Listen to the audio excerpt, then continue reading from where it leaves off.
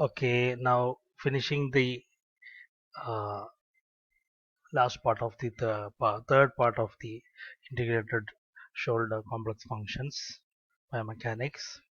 So I was just finishing to say that the downward rotation is the primary movers for downward rotation of scapula are rhomboids and levator scapula.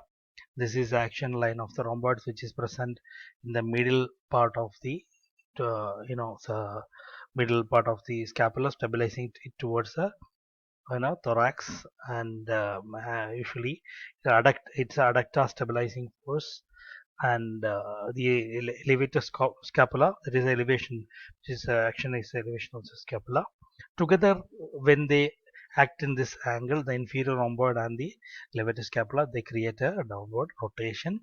Pathologically, downward rotation happens whenever the upper trapezius, which is attached to the lateral part of the spine of scapula, when they are paralyzed, the downward pull of the gravity will pull the scapula, the lateral border downward, creating a downward rotation along because of the persisted by the pull of rhomboids. Now, this part, fourth part, we are going to talk about the muscles of elevation and depression, and then some other aspects of the muscle, and we'll finish the short chapter shoulder joint. The muscles of the elevation of scapula, or we can call, here we are talking about the integrated shoulder complex muscle. So what is the pattern, the two primary patterns of shoulder complex function, that is elevation and depression. Elevation activities are described as those requiring muscles to overcome or control the weight of the limb and its load. So either it can be to overcome, to elevate the shoulder complex, but usually the elevation of the shoulder complex usually happens to control the weight of the limb and its load. Sometimes when you are, lifting something, vertically, like a suitcase or something like that, or a bucket of water, usually the muscles of the shoulder complex elevation muscles are comes into play. The completion of normal elevation depends not only on freedom of movement and integrity of sternoclavicular, acromiclavicular, and scapulothoracic joints, but also on the appropriate strength and function of the muscles producing and controlling movement.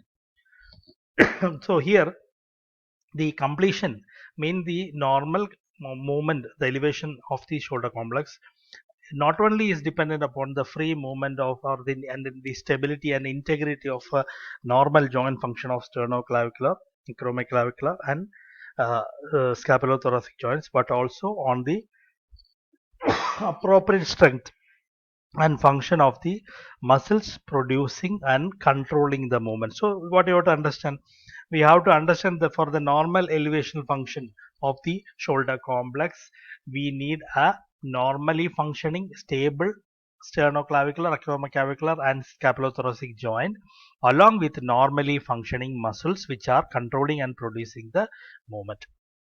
A closer look at the activities of these muscles should enhance an understanding of normal function as well as contribute to an understanding of the deficits seen in the pathologies.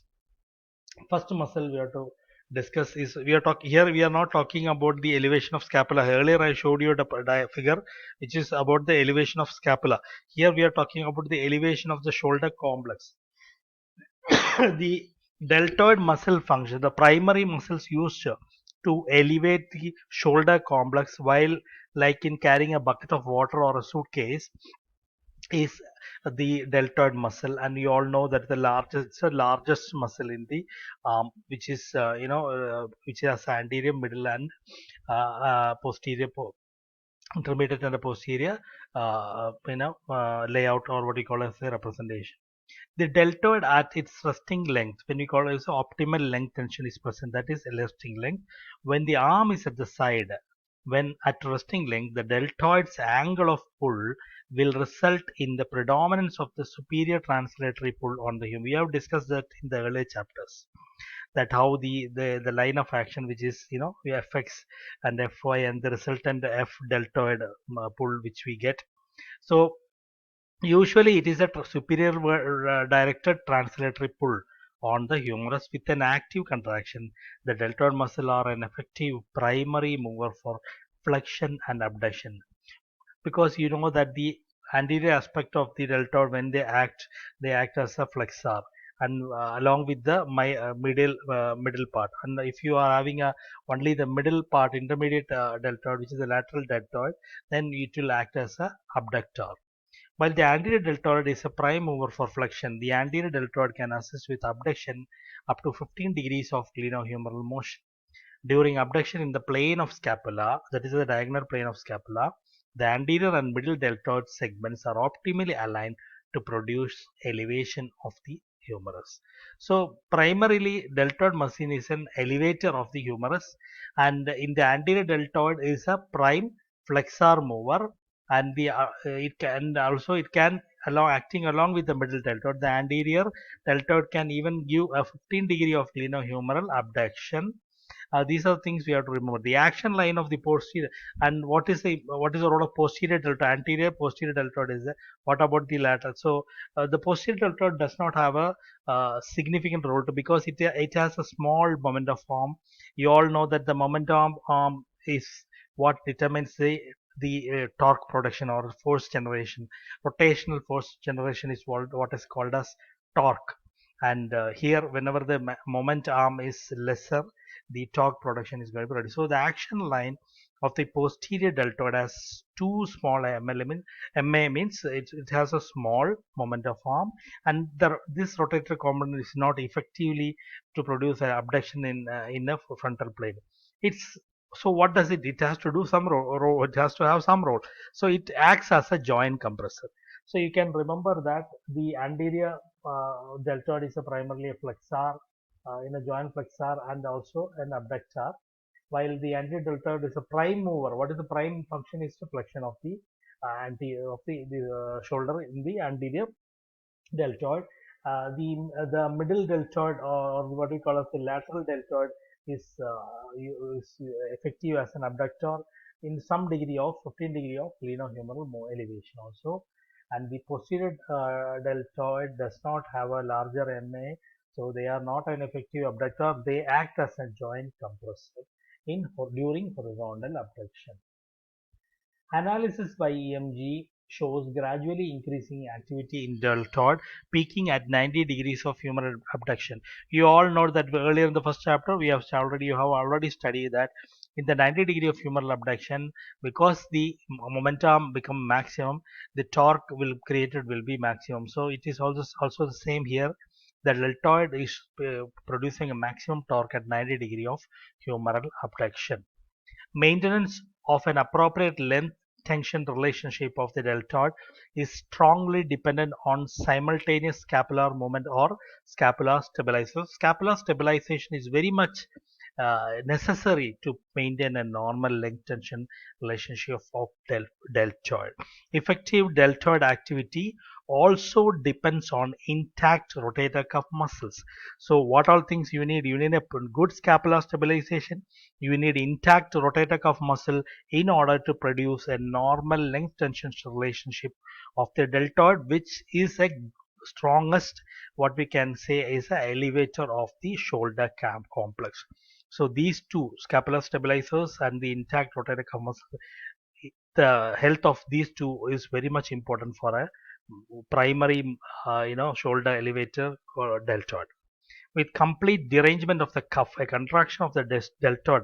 So now we are talking about the pathology. With a complete derangement means disability or a dysfunction of the cuff, rotator cuff, the contraction of the deltoid results in a shrug of the shoulder. Shrugging, it will not relate to elevation of the shoulder as such and not produce any kind of flexion or abduction of the humerus. Here it will only create a shrugging of the shoulder if whenever the cuff is deranged.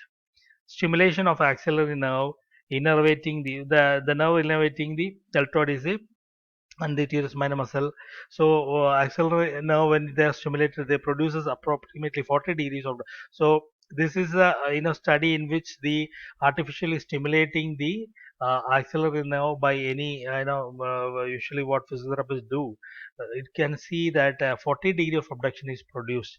That means that the axillary nerve Stimulation of the axillary nerve means that the here you want to show the intention that deltoid and teres minus alone can produce 40 degree of abduction. Partial tears in or partial paralysis of the cuff will weaken the rotation produced. So normally rotator cuff paralysis, tears or paralysis will lead to difficulty in abduction. Here also they are talking about that. Then the other muscle which is in the elevation of the shoulder, that is in the abduction of the shoulder complex, is this elevation means flexion and abduction of the humerus. The supraspinatus muscle is considered an abductor of the humerus like the deltoid muscle.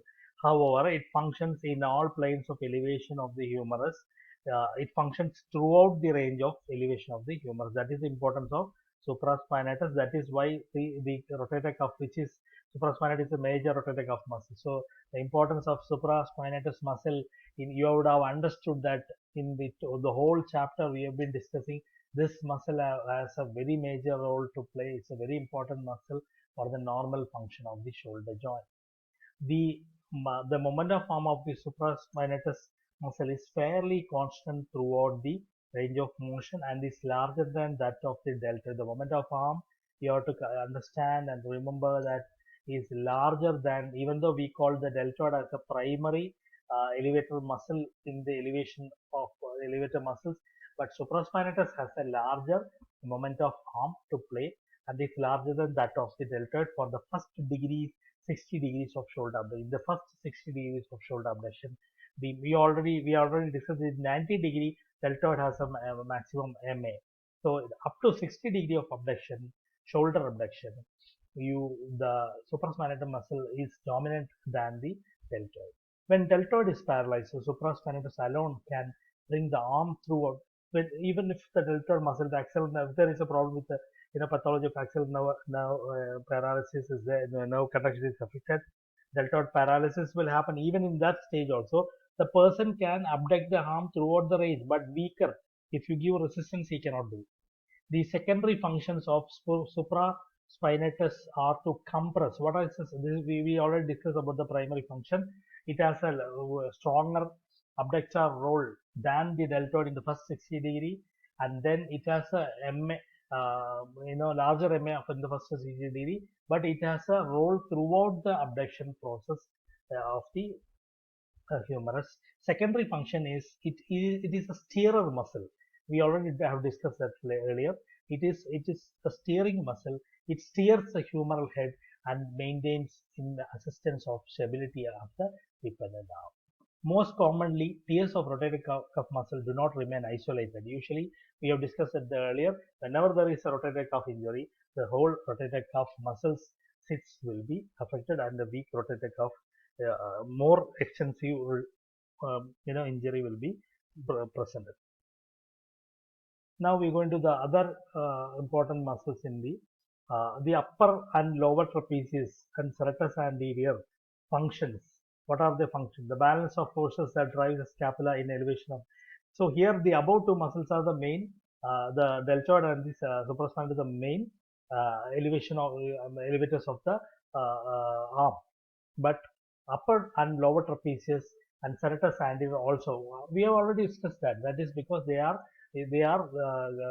can do upward, they can help in upward rotation of the scapula. So when they do the upward, so they have a secondary role to balance the forces formed. So here the second segment of balance of force is formed by the lower trapezius and lower serratus anterior. The balancing of the forces is happening. So first one is to elevate the scapula, the levator scapula muscle against the downward pull up. That is an important thing to do. So the levator scapula, it elevates the scapula, and that holds the scapula in position so as that glenohumeral joint or the shoulder joint can function normally. And second is balancing the force between the lower trapezius and the lower serratus anterior. Although the trapezius seems to be more critical to upward rotation of the scapula in abduction, the serratus anterior muscle seems to be producing scapular upward rotation during flexion of the arm. So both trapezius seems more powerful, but serratus anterior muscle is very much important producing